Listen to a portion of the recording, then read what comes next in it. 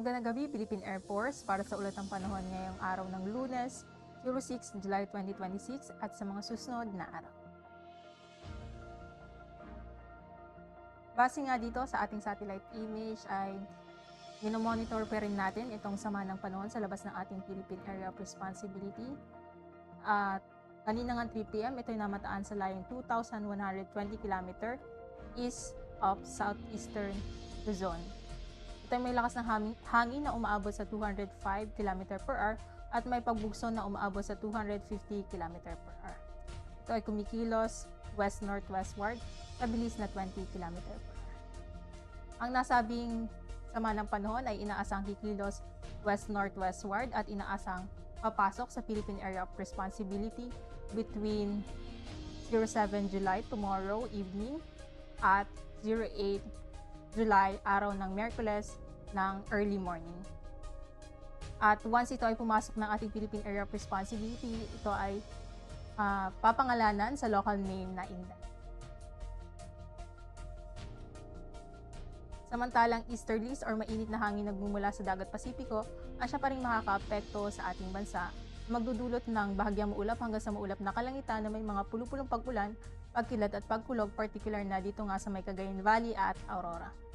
Samantalang ang Metro Manila at ang natitirang bahagi ng ating bansa ay makakaranas ng bagyang maulap hanggang sa maulap na kalangitan na may mga pulupulong pag-ulan, pagkilat o pagkulog, dulot naman iyan ng localized thunderstorm. Para sa magiging lagay at taya ng panahon bukas, inaasang makakaranas ng bagyang maulap hanggang sa maulap na kalangitan na may mga pulupulong pag-ulan, pagkidlat o pagkulog ang Metro Manila, natitirang bahagi ng Luzon, gayon din sa Visayas at Mindanao. Para sa magiging lagay at taya ng panahon sa mga susunod na araw, dito nga sa Metro Manila, sa araw ng Miyerkules, ito ay makakaranas ng bagyang maulap hanggang sa maulap na kalangitan na may mga pulupulong pag-ulan, pagkidlat o pagkulog. At sa susunod na dalawang araw, simula nga Huwebes hanggang Biyernes, ito ay makakaranas ng maulap na kalangitan na may mga kalat-kalat na pag-ulan, pagkidlat at pagkulog. Gayun rin ang mararanasan dito sa Cavite, Lipa, at Angeles. Sa Puerto Princesa at Calayan Island, sa araw nga ng Miyerkules, ito'y makakaranas ng maulap na kalangitan na may mga kalat-kalat na pag-ulan, pagkidlat at pagkulog. At sa susunod na dalawang araw, ito'y makakaranas ng occasional rains. Dito naman sa Mactan, sa araw ng Miyerkules, ito'y makakaranas ng bagyang maulap hanggang sa maulap na kalangitan na may mga pulupulong pag-ulan, pagkidlat o pagkulog. At sa susunod na dalawang araw, ito'y makakaranas ng maulap na kalangitan na may mga kalat-kalat na pag-ulan, pagkidlat at pagkulog. Sa Zamboanga, sa susunod na 3 araw, ito'y makakaranas ng maulap na kalangitan na may mga kalat-kalat na pag-ulan, pagkidlat at pagkulog.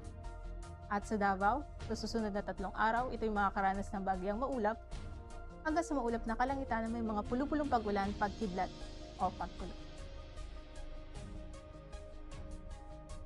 Ang haring araw ay lulubog mamayang 6:30 p.m. At bukas ito ay inaasahang sisikat sa ganap na 05:32 ng umaga.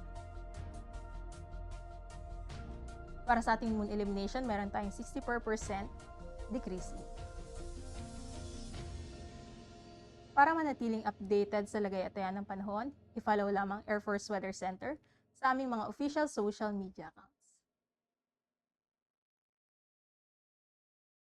At yan lamang latest update natin sa weather sa ngalan ng aming commanding officer na si Colonel Hermelino T. Calubiran Jr., Philippine Air Force General Staff Corps. Ako si Sergeant Rosemary de los Reyes, Philippine Air Force, weather broadcaster ng Air Force Weather Center.